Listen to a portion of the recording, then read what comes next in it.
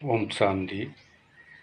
இன்று 6/6/2024 காலை முரளி. ஓம் சாந்தி. பாப்தாதா, மதுபன். இனிமையான குழந்தைகளே, பாபா தோட்டத்தின் எஜமானராக இருக்கின்றார். இந்த தோட்டத்து எஜமானரிடம் தோட்டக்காரர்களாகிய நீங்கள் நல்ல நல்ல நறுமணமிக்க மலர்களை கொண்டு வர வேண்டும். வாடி போன மலர்களை கொண்டு வராதீர்கள். கேள்வி. இறைவன் கேட்கின்றார், இறைவனின் பார்வை எந்த குழந்தைகள் மேல் படுகிறது, யார் மேல் படுவதில்லை? பதில். நல்ல நறுமணம் தரும் மலர்களோ, நிறைய முட்களை மலராக்கக்கூடிய சேவை செய்கிறார்களோ, அவர்களை பார்த்து பார்த்து இறைவன் மகிழ்ச்சி அடைகின்றார். அவர்கள் மேல்தான் இறைவனின் பார்வை போகின்றது. யாருடைய உள்ளுணர்வு அசுத்தமாக உள்ளதோ, கண்கள் ஏமாற்றுகின்றதோ, அவர்கள் மேல் இறைவனின் பார்வை கூட படுவதில்லை. இறைவன் கூட சொல்வார், குழந்தைகளே, மலராகி நிறைய மலர்களை உருவாக்குங்கள். அப்போது புத்திசாலி தோட்டக்காரர் என்று சொல்லப்படுவீர்கள். அது நிறைய மலரை உருவாக்கணும். அப்போ நீங்கள் புத்திசாலி தோட்டக்காரர்கள் என்று இறைவன் உங்களை அழைப்பார்.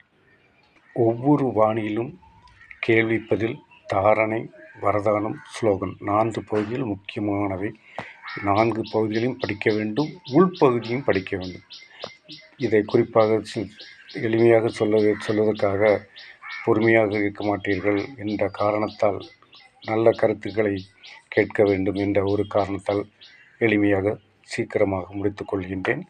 இப்பொழுது கடவுளுக்கு நன்றி சொல்வோம். இனிமேலும் இனிமையான, காணாமல் போய் கண்டெடுக்கப்பட்ட செல்லமான குழந்தைகளுக்கு தாயும் தந்தையுமாகிய பாப்தாதாவின் அன்பு நினைவுகள் மற்றும் காலை வணக்கம். ஆன்மீக குழந்தைகளுக்கு ஆன்மீக தந்தை நமஸ்காரம், ஆன்மீக தந்தைக்கு ஆன்மீக குழந்தைகள் நமஸ்காரம்.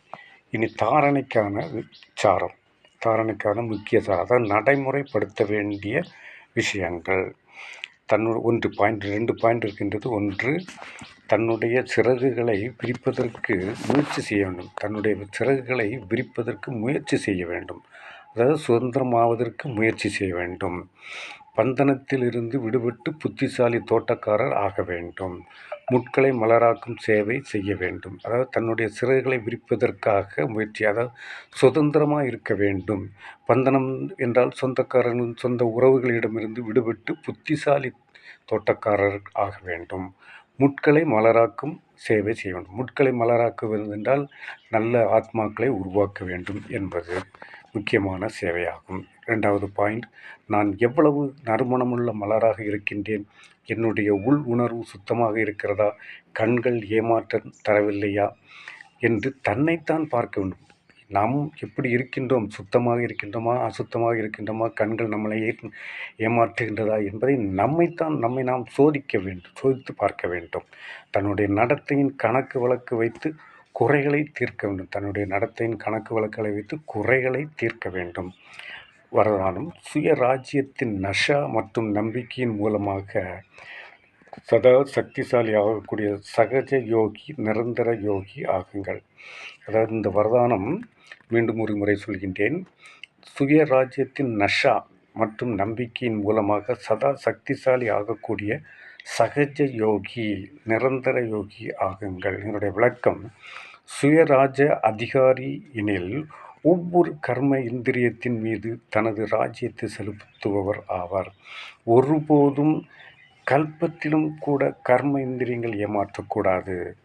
எப்போதாவது தேக அபிமானம் வந்துவிட்டால் ஆவேசம் அல்லது கோபமானது சகஜமாக வந்துவிடும்.